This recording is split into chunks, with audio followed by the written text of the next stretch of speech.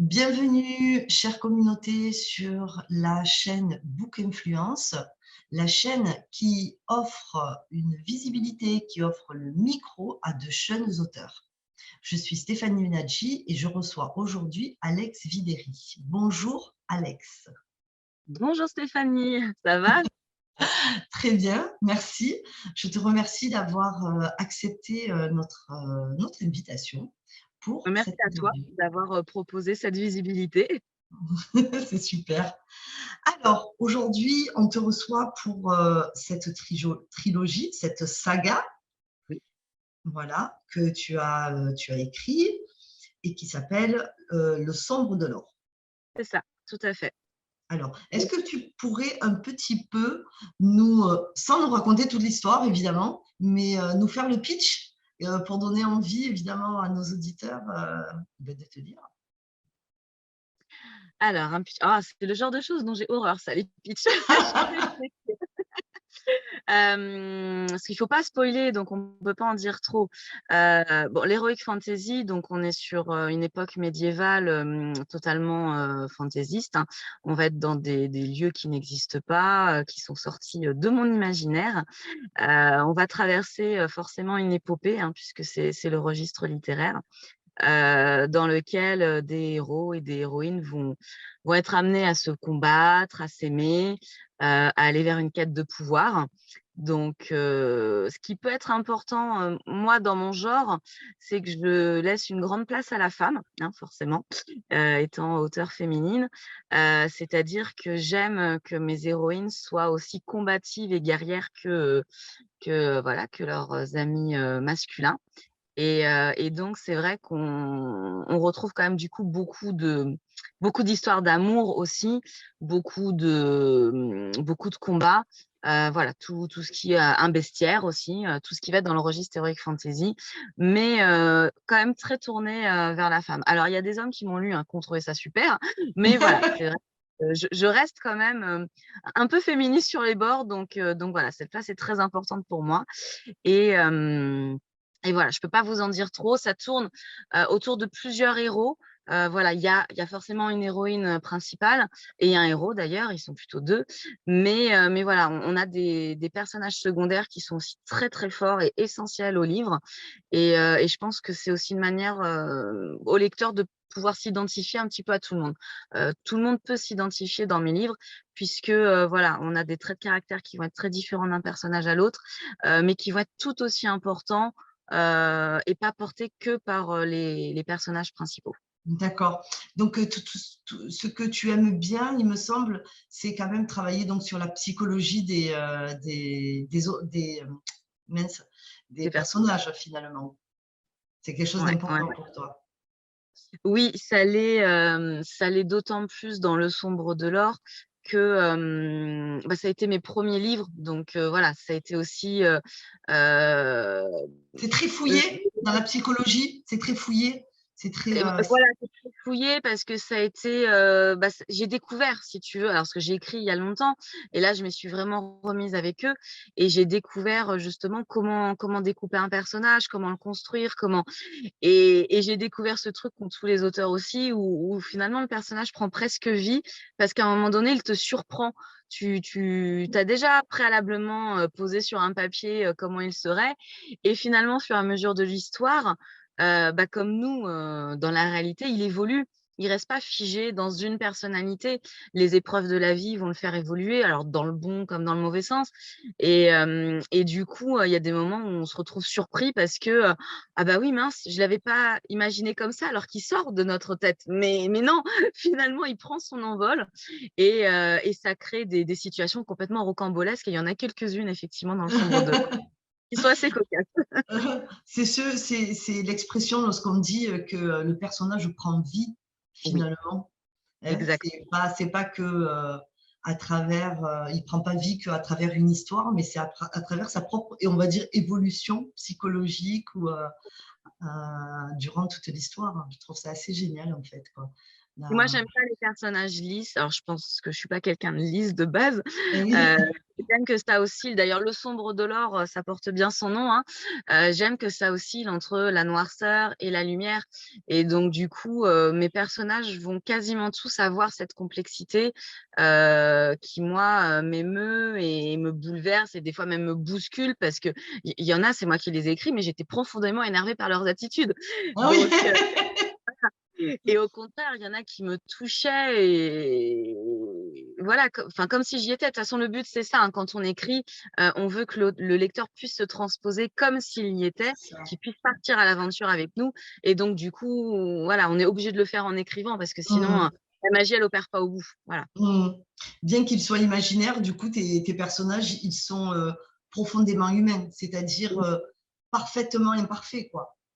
C'est exactement ça. C'est le bon terme. C'est ça qui donne envie aussi, hein, de lire le livre, d'aller plus loin dans l'histoire, de pouvoir Oui, s'identifier. Parce que les personnages toujours parfaits, ben, finalement, ils sont très loin de ce qu'on vit dans notre quotidien. Et c'est pas c'est ça. toujours évident. Ouais. Des fois, ça peut donner de l'espoir, mais en même temps, c'est pas toujours ce qu'on recherche. Et dis-moi, j'ai lu sur ton site, parce que tu as fait un site internet pour présenter Oui. aussi ton livre, j'ai lu que c'était suite à une longue période que tu as. Voilà, il y a eu quelque chose qui s'est déclenché finalement pour un retour à l'écriture. J'ai envie de parler un petit peu de toi maintenant. Comment tu es revenu à ces amours premières, si je peux me permettre de dire ça. C'est le bon terme, hein, c'était ma passion première. J'ai commencé à écrire, je sais pas, j'avais 10-12 ans, quoi. Et du coup, je m'étais destinée vers des études littéraires et bon, finalement, bah, après, voilà, on a tous des chemins de vie qui font qu'on fait pas forcément ce qu'on veut. Donc je suis partie après dans le commerce et voilà, j'ai bossé, 10 ans en tant que commerciale et notamment dans la finance et je me suis éclatée dans mon boulot. J'ai adoré ça, le contact avec les autres. De toute façon, je pense que j'ai besoin. Alors, ça peut être paradoxal parce que j'ai un métier maintenant assez solitaire, mais malgré tout, j'ai besoin de, voilà, de ce contact avec les autres et donc j'ai adoré mon boulot. Et puis, bah, je suis tombée malade en 2014, donc ça fait déjà quelques années. Je suis tombée malade en 2014 d'une fibromyalgie, Mhm. voilà, qui a mis quelque temps à diagnostiquer. Au début, on ne savait pas ce que c'était. Je me suis retrouvée en fauteuil roulant. Enfin, ça a été un petit peu la descente aux enfers. Et donc, on va dire qu'entre 2014 et 2017, j'étais un peu dans cet espoir de reprendre mon travail ou n'importe quel travail, mais voilà, de me dire, ma vie, elle va pas s'arrêter là, ma vie professionnelle, je vais faire quelque chose. Et puis, bah, du coup, le coup près est tombé en 2016 où on m'a mise en invalidité totale pour ma Mhm. pathologie. Et là, alors autant te dire que c'était plus la descente aux enfers, j'étais carrément dans l'AGN, les abysses, tout ce que tu veux. Je Mhm. me suis dit: «OK, j'ai 30 ans, bah, je vais faire quoi de ma vie?» parce qu'en fait, enfin, je concevais pas de passer le reste de ma vie comme ça. Et puis, une chose en entraînant une autre, je me suis réveillée un matin, j'avais fait un rêve, du sombre de l'or pour le coup et je sais pas, avec des discussions que j'avais pu avoir avec des proches à moi qui m'avaient dit: «Bah, tiens, pourquoi tu te remettrais pas à l'écriture?» Enfin voilà, c'était un truc qui était un peu dans l'atmosphère ambiante depuis quelques mois et je me suis dit: «Bingo, c'est le déclic, ce truc, j'ai envie de l'écrire». Voilà. Donc au démarrage, j'ai écrit pour moi et puis pour mes proches, en fait, hein. Je me Mhm. suis dit: «Oui», et c'est mon mari, voilà, qui est mon 1er soutien forcément, qui à un moment donné voyait que j'y passais quand même de plus en plus de temps et m'a dit: «Mais pourquoi tu cherches pas à le publier?» Au début, ça m'a paru totalement aberrant. Je me suis dit: «Attends, ça fait, voilà, ça fait, plus de 10 ans que je suis plus dans le circuit littéraire, bon, bah, voilà, j'ai de l'imaginaire, mais est-ce que j'ai quand même encore toutes ces bases?» parce qu'il faut quand même un minimum de connaissances pour pouvoir se lancer dans l'écriture, je pense que c'est pas, voilà, il y a des même encore aujourd'hui, j'apprends avec mes correctrices parce que d'ailleurs une des vôtres, hein, Émilie, qui voilà, qui est best-seller de mon dernier livre, qui est juste extraordinaire et je fais un petit aparté sur elle, parce qu'elle le mérite et donc du coup, j'apprends encore plein de choses au niveau de la syntaxe, au niveau de l'orthographe, enfin voilà. Tu as quand même beaucoup, beaucoup de choses à connaître pour pouvoir, te faire éditer, hein. Mhm. C'est pas juste, comme ça et donc du coup, voilà, j'avais quand même ce manque de confiance en moi qui faisait que je tergiversais. Donc ce qui fait que le premier tome du Sombre de l'or, bah, j'ai mis 2 ans à l'écrire parce que je pense que je j'arrivais pas à aller jusqu'au bout par cette peur de me dire: «Au bout, va falloir que je l'envoie aux éditeurs, mais bah, je Eh peux me oui. prendre un mur, hein, clairement, je peux me prendre une grosse porte où on va me dire que c'est mauvais, que j'ai aucun talent» et forcément ça fait très peur puis voilà, puis bah, non, finalement, bah, j'ai trouvé très rapidement un éditeur, donc ça m'a donné confiance et je me suis dit: «Bon allez, je me lance dans la suite» et donc j'ai mis 6 mois à écrire le 2, 6 mois à écrire le 3 donc voilà, on n'était pas du tout sur les mêmes timings et je pense qu'ils sont tout aussi intenses, même mieux, enfin, d'après mes lecteurs, ils sont meilleurs que le premier. Mais je pense que cette fois, j'avais suffisamment de confiance en moi aussi pour y aller à fond et me mettre à faire que ça toute la journée donc voilà. Ouais, et puis en plus, c'est super important aussi comme tu parlais de confiance, justement, quand on écrit un deuxième tome, un troisième tome, on peut se dire, ah ben mince, est-ce qu'il va être aussi bien que le premier? Est-ce que ça va autant plaire? Et apparemment, d'après ce que tu dis, tes lecteurs ont même limite préféré le deuxième et le troisième qu'au premier. Donc, pari réussi, en fait. Pari Oui, réussi, pareil, quoi. mais c'est pour ça que je me relancerai pas tout de suite dans une trilogie ou enfin dans une saga parce que c'est vrai que, C'est un gros alors c'est pas travail, ouais. la pression, mais toi, tu te mets une pression de pas décevoir ton lecteur. Et oui. Donc, ce qui fait que tu es obligé de monter crescendo dans les challenges d'écriture, hein, clairement, tu dois redoubler d'attention, d'imaginaire, donc c'est vrai que c'est un travail, d'écrire des sagas, c'est très, très prenant donc je le referai un jour, mais pas tout de suite. Ça a déjà été un très bel exercice. Oui, voilà, c'est ça. Et tu m'as dit que donc le genre littéraire était l'heroic fantasy. Est-ce que tu Oui. peux nous en dire un petit peu plus parce que c'est pas un genre littéraire qui est classique, on va dire, hein. Est-ce que tu pourrais nous en dire un petit peu plus? Est-ce que tu pourrais donner envie et expliquer qu'est-ce que c'est à toutes les personnes qui ne savent pas? Alors, comme je l'ai expliqué au tout début par rapport à mon propre livre, tu vas avoir des codes dans l'heroic fantasy, ça va être notamment l'époque. Il faut que ça soit, un univers qui n'existe pas dans la réalité.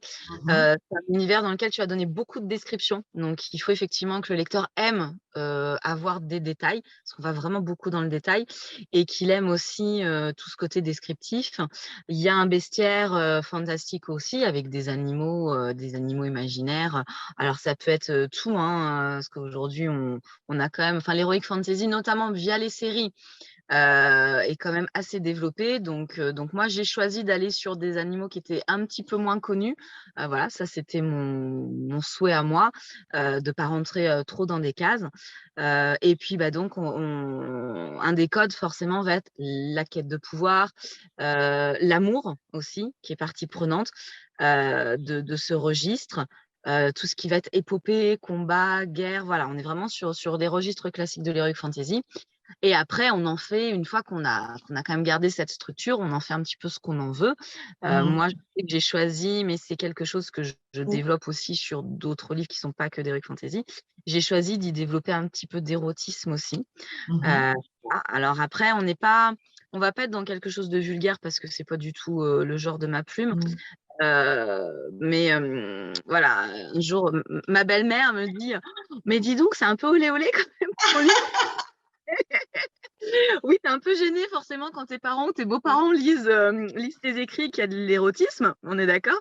Mais voilà, ce que j'ai expliqué, c'est qu'on n'était pas du tout dans une idée que les gens fantasment ou quoi que ce soit. Pour moi, c'était vraiment la transposition intime de la relation amoureuse qui était Mhm. entre les personnes. Donc, je pense que aujourd'hui, on est tous d'accord dans un couple, voilà, la sexualité fait amplement partie de notre vie de couple. Il faut aussi que ça dure et donc effectivement, on est obligé à un moment donné, on est dans l'honnêteté, c'est-à-dire que, bah, évidemment que ça va jouer dans ces histoires d'amour, que ça se passe bien, que ça se passe mal, que enfin voilà. Mhm. L'intimité va aussi jouer un rôle important, donc j'ai choisi, voilà, d'y aller franco, en toute sincérité et donc ça amène à des passages, érotiques. Alors après, les gens feront ce qu'ils voudront, s'ils veulent fantasmer, ce sera leur droit, mais en tout cas, ça n'est pas des fantasmes à moi, on est vraiment dans un travail littéraire. Est-ce qu'on pourrait dire que du coup, les ingrédients principaux sont l'amour, la violence, ben, l'érotisme et le féminisme finalement? Oui, bah oui, je pense que tu as bien résumé. D'accord. Effectivement, voilà, c'est tout à fait ça.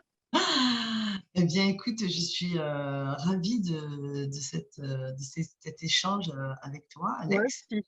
Je vais juste faire une petite aparté. Alex peut écrire aussi pour vous, si vous avez besoin. Elle met à votre service son expertise d'écrivaine. Elle peut vous aider à écrire des biographies, par exemple, comme elle vient d'en terminer une.